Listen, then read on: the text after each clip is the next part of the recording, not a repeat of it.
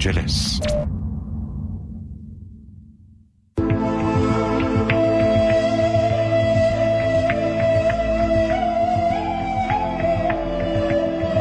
همبستگی با ادیان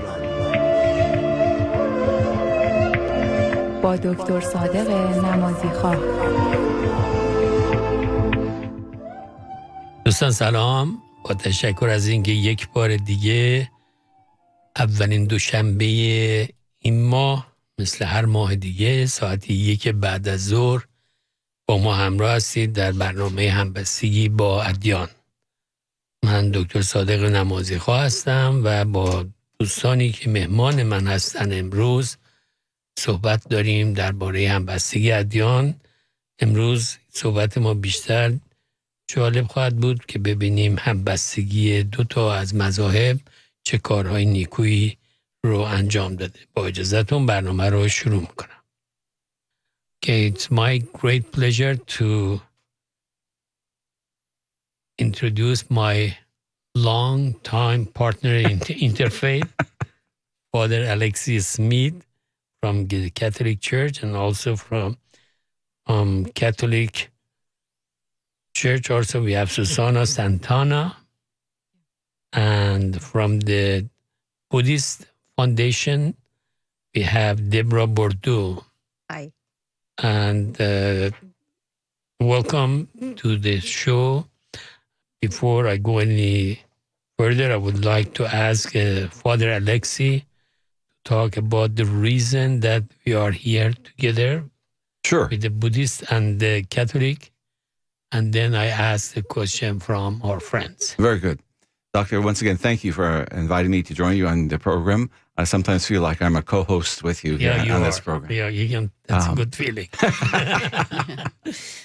The topic today would be our relationship, the Catholic Church's relationship with a non-Abrahamic faith, in this particular case, Buddhism. About, for many, many years now, maybe beginning the late 80s, late 80s, the Catholic Church in this archdiocese began a dialogue with the Buddhists here, not with a single Buddhist temple or a single Buddhist group, but with multiplicity of different temples and groups, to try to surface those areas where our faiths would resonate, where there would be agreement, and acknowledge those areas where we have some differences, theological differences, and to get to know one another and to appreciate one another, and ultimately someday to work together for the betterment of society. And we've been doing that pretty regularly since then. We meet approximately once a month or once every 6 weeks. We've been looking at different topics, theological topics mainly, and then sometimes have public events where we share what we've learned about each other afterwards. But in 2015, we were challenged by the Vatican to move beyond just theological dialogue, to look more at perhaps working together on some social justice issues. And that's where we got involved with the two young ladies that I've brought with us today. Perfect. Is this the gesture that was done by the Los Angeles Archdiocese or other cities or? We're not doing this. We're not doing this alone. The late Cardinal Jean-Louis Taurin, who was then prefect for the Pontifical Council promoting interreligious dialogue, noticed what's happening in the United States between Catholics and Buddhists, particularly here in Los Angeles, also in Chicago, and also in New York. And so he invited the ecumenical officers, interreligious officers such as myself, to bring some of our Buddhist colleagues to the Vatican, where we engaged for a week-long dialogue fraternity, where we not only strengthened our theological interactions, but then he challenged us to move beyond, as I said, just theological subjects and embrace some social justice issues together. Thank you very much. Susanna, can you introduce yourself and tell us about what you are doing with the Catholic Church first? Sure. Well, I am here representing the Society of St. Vincent de Paul in Los Angeles. I have been a member of the society myself for, it's going to be 20 years this April, working for the society for the last 8.5. And the society provides assistance to families and individuals in need. Most of our work is done by volunteer members at the parish level. They do visits to families and individuals in need in their local communities, provide assistance with anything from food, rental, utilities, putting families and friends in touch with other resources in their communities. We aim to help them become, self-sufficient.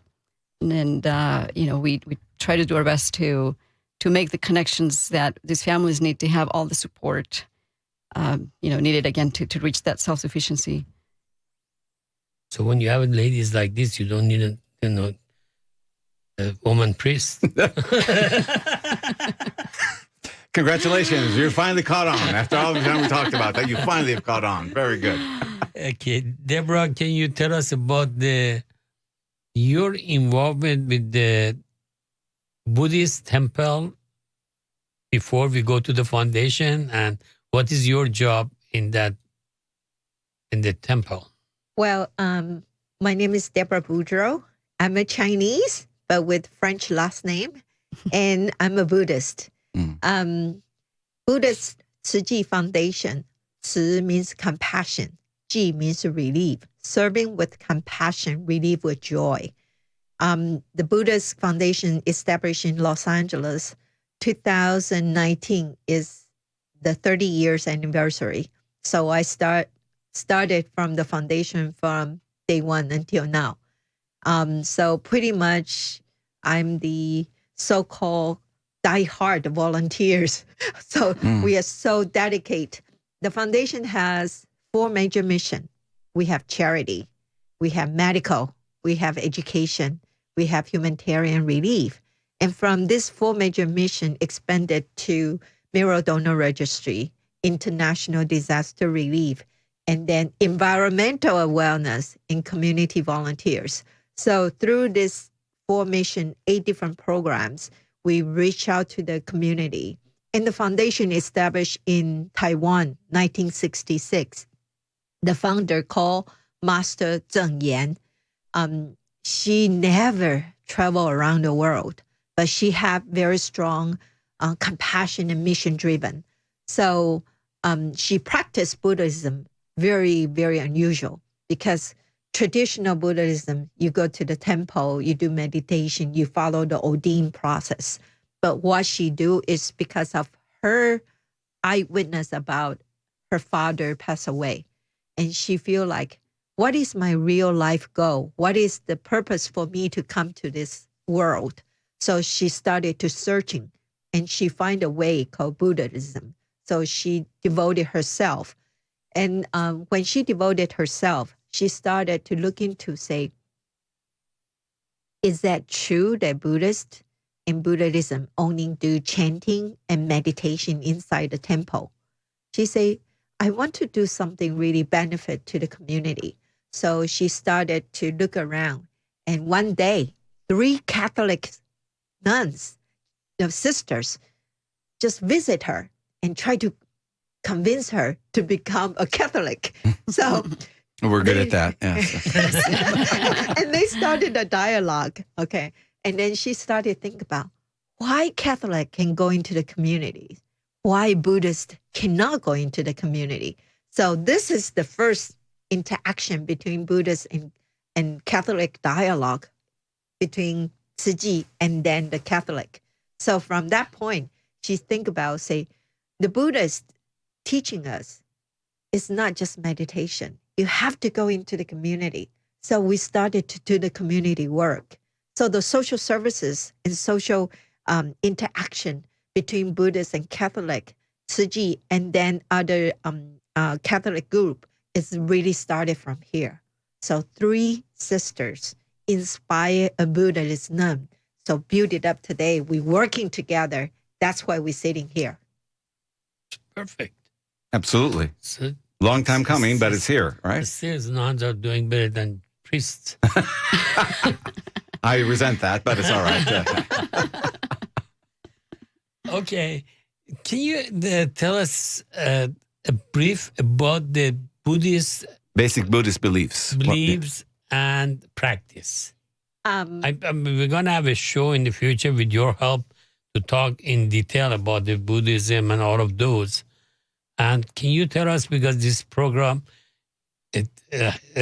mission is to introduce all of the religion to the community. Buddhist, we are going to the social services. Very simple. only one word, 4 character, called love, Love. So no matter how strong, without love, without compassion, you will not be able to deliver your services. So you have to learn from yourself, then you can love your community. So if you have compassion, then you can work with others. So the Dharma water, we talk about how to purify our mind, our soul, and our heart. The fundamental is from your very basic. If you have love, then you can appreciate everything. Even people who let you down, who walk away from you, you can have a big heart to say, even though you walk away from me, but I still respect, I still love you. If that's the meditation, that's the way you practice, then you are doing the fundamental Buddha's teaching. If I could just add, Doctor, Sure. And correct me, Deborah, if I'm wrong, the Buddha himself, as Prince Siddhartha, when he went out into the world, left the palace and went out into the world and encountered all the suffering he saw around him, that's when he said something, we have to develop that compassionate heart in order to deal with this. How do we deal with this? Correct. Yeah. Correct. That's a lot of time. Like, for example, the practice we have, 2003, there's a big earthquake in bomb in Iran. Try to imagine a Buddhist never have any idea about Muslim, okay? But they can go into the country to build it up 5 schools. We don't speak the language. We don't know the cultural diversity. But why we going to do the disaster response, to bring education? The fundamental is practicing the love. So even the释迦牟尼佛, he went away. Why he went away? Because he wanted to find what is his eternity goal, what is his destiny. But his fundamental still compassion. Compassion coming from the heart. The heart, if you say compassion, is very broad. But if you say, I love you, you love me, we all love the communities. I love our enemies, because that is fundamental from your mind and soul. That's the practice. And also, if I might, Doctor, the what we would term services, in the sense of religious service, reminds me a great deal of early monastic practice, with the chanting, with the meditation, with dietary restrictions. All these things are part of traditional Buddhist practice, correct? Correct. Most of us, almost everyone, are vegetarian, a plant-based diet, because we feel mercy for the animal. Animals also have a life. So we try not to eat it. So now we try to encourage people, especially now, climate change, climate emergency. How can we be more awareness, be more plant-based diet to establish your compassion from your heart? Okay. So that kind of practice is from our daily life. So we teaching the children, we teach the students inside our school, be more, establish your compassion from your daily practice. And it's not saying, you cannot eat the meat, but try to think about before you eat them. There's another human, there's another life. They are suffering. So if you want to eat them, think about that before we do it. Okay, so that's why we're teaching them this way. Recently, we have a movement called Living the Change. Living the Change is started from ourselves. Every day, your food, your housing, your transportation, your clothing, everything we have to think about. It's all have a life. They have a name, they have a sustainable, but how are we going to show our respect to coexist with them? So, when we are talking about this idea of the being vegan, those things, recently we have this big problem in China. And what is the majority of the religion in China? that's a very interesting topics. I believe is percentage 30%, 30%, 30%. Majority of them may be still Buddhism. And then from that, there will be a Catholic. And then proportion of them may be different interfaith. But because of, remember, the government have very tight regulations. So they don't encourage, you to identify what kind of religious belief you have. So the data collection may be very versatile, depends on who you talk to. Mm-hmm. So Because- majority is still that. Yeah, recently, I'm sorry to bring this up. Recently, I saw a video from China, from a meat market. And in that meat market, they were butchering the dogs. Mm. In the video, butchering the cats, snake, and frogs, and every mice. Wouldn't be for me. Yeah, I know. I want to go there. But considering these all three religion, I know that as a Muslim, we don't eat any of those. And the Catholic don't, and the Buddhists are vegan. Who are those people who do that? And this recent disease apparently is a result of that. Mm. Now, I would only add that Catholics certainly would eat meat, but probably not some of these animals not that you. dog, for sure. I Generally, wouldn't some anyway. of But those, yeah. Yeah, but the point is that I heard that maybe it's a rumor that the origin of this chrono disease is from the snake and bat. Oh wow. Bat. Yeah. Read that as well. Yeah, because the snake eats bats, and the combination of those virus became illness causing for the human being.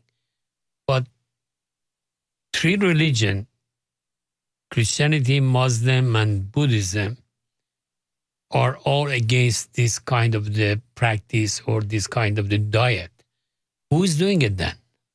Well, I would. Deborah certainly can't answer for herself, but I would say that just because a religion says you shouldn't do this, that doesn't mean everybody follows that religion religiously. That's true. Yeah, That's yeah, true. yeah. But is there any regulation? Maybe. Regulation. Speaking as a Catholic, the Catholic Church has.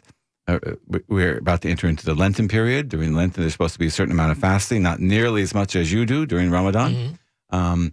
But that would be an abstention of meat on Fridays, for example. I'm not going to sit here and tell you that every Catholic will do that, even though that's the regulation. I understand the fact that some people don't practice the religion. Yes, exactly. But it's not so revealing in the public. No, well, exactly. You know what I mean? Yes. You know, when I saw that, I have a little dog in my house. I felt so bad. How For the people dog, can do yes. Well, that? that's what I think. That's what Yeah, Deborah was getting at here. How can they do that? No, I think the most important, those are more very remote area.